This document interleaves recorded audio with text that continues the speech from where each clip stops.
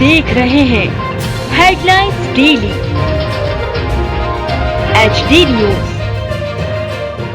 सरकार द्वारा राष्ट्रीय राजमार्ग सहित अन्य प्रादेशिक राजमार्गों पर अच्छे सड़क मार्ग की सौगात देने के एवज में 4 पहिया वाहन चालकों से, जिसमें कार, बस, लोडिंग वाहन सभी आते हैं, उनसे सड़क मार्ग का निर्माण करने वाली निजी कंपनियों को टोल टैक्स के रूप में लागत एवं मेंटेनेंस के रूप में शुल्क वसूली का अधिकार निर्धारित समय अवधि के लिए दे दिया जाता है। सरकार द्वारा वाहन चालकों की सौगात के लिए फास्टैग की व्यवस्था की गई है, जिससे वाहन चालकों को नगद राशि का भुगतान नहीं करना पड़ता और फास्टैग से निर्धारित टोल राशि कट जाती है। इसके लिए टोल नाकों पर फास्टैग एवं नगद राशि की अलग अलग कतार लगना चाहिए। प्रदेश में कई जगह तो इसका पालन हो रहा है, किंतु अधिकांश जगह सिर्फ फास्टैग की ही लाइन है।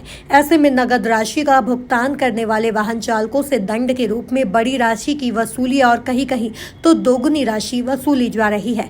यह सरासर भ्रष्टाचार है, किंतु मोदी की गारंटी की बात कहने वालों को दिखाई नहीं देता।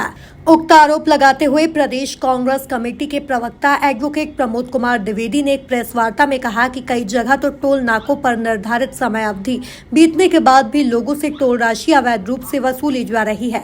मध्य प्रदेश में तत्कालीन कांग्रेस की कमलनाथ सरकार ने 18 टोल नाके बंद करने की कवायद शुरू की थी, किंतु सरकार गिराने के बाद बनी भाजपा सरकार ने बंद करने लायक टोल नाकों को भी बंद नहीं किया, जिससे वाहन चालकों को जबरदस्ती चपत लग रही है। द्विवेदी ने कहा कि केंद्रीय सड़क एवं परिवहन मंत्री नितिन गडकरी संसद में कह चुके हैं कि 65 किलोमीटर के दायरे में स्थानीय व्यक्ति के टोल नाके का भुगतान नहीं करना पड़ेगा, किंतु कहीं भी इसका पालन नहीं हो रहा है। इंदौर का व्यक्ति यदि उज्जैन, देवास, सीहोर, बेटमा कहीं भी चले जाए तो उसे टोल टैक्स देना ही पड़ता है, यानी कि केंद्रीय सड़क परिवहन मंत्री नितिन गडकरी के आदेश का भी पालन नहीं हो रहा है। द्विवेदी ने मोदी की गारंटी को भ्रष्टाचार की गारंटी बताया। मोदी जी की गारंटी, देश विकसित हो रहा है और जो राष्ट्रीय राजमार्ग हैं वो कौन निर्मित कर रहा है? प्राइवेट कंपनियां। प्राइवेट कंपनियां सरकार से एक संविदा करती हैं।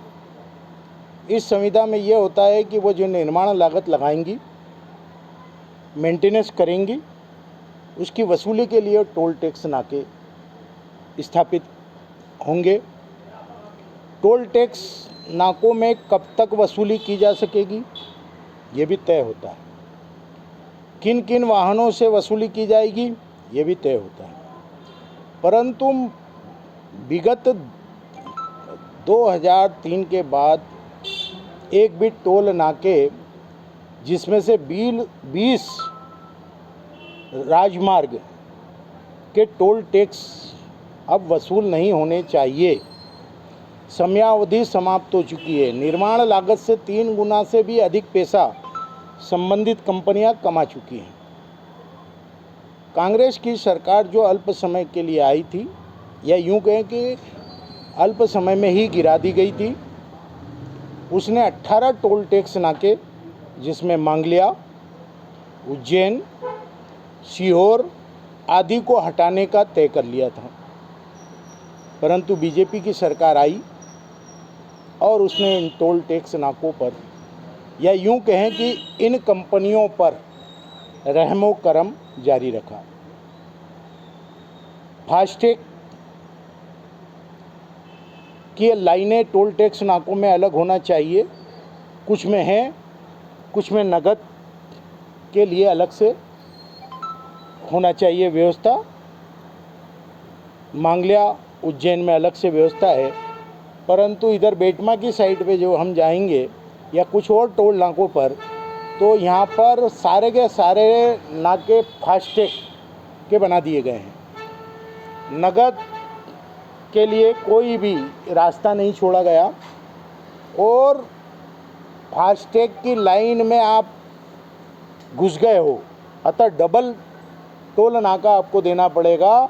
इस प्रकार के अर्थदंड लिया जाता है। आप मऊ से आगे जना पाओ और आगे जाना चाहें तो उस रास्ते पर आपको ये मिलेगा। फास्टैग अनिवार्य नहीं है, लेकिन किया गया।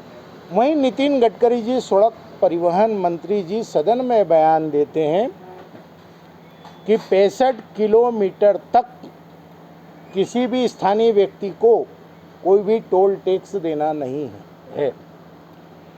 इंदौर से उज्जैन की दूरी कितनी है, इंदौर से देवास की दूरी कितनी है, इंदौर से धार की दूरी कितनी है, इंदौर से ओंकारेश्वर की दूरी कितनी है, इंदौर से अन्य चारों दिशाओं में देखें तो 65 किलोमीटर कहाँ पे टोल लगना चाहिए? क्या आप लोग बता सकते हैं कि टोल नहीं लिया जाता इंदौर के नागरिकों से या उज्जैन के नागरिकों से या देवास के नागरिकों से या अन्य नागरिकों से? 65 किलोमीटर की परिधि के माप को इन टोल टैक्स नाके वालों ने बलाए ताक में रख दिया। मैं हूं सोनू सूद और आप देख रहे हैं HD न्यूज़। नमस्कार, मैं आशुतोष राणा। HD न्यूज़ के सभी दर्शकों को मेरी बहुत सारी शुभकामनाएं। हाय, मैं हूँ दीपिका सिंह और आप देख रहे हैं HD न्यूज़। हाय, मैं हूँ बिंदु दारा सिंह और आप देख रहे हैं HD न्यूज़।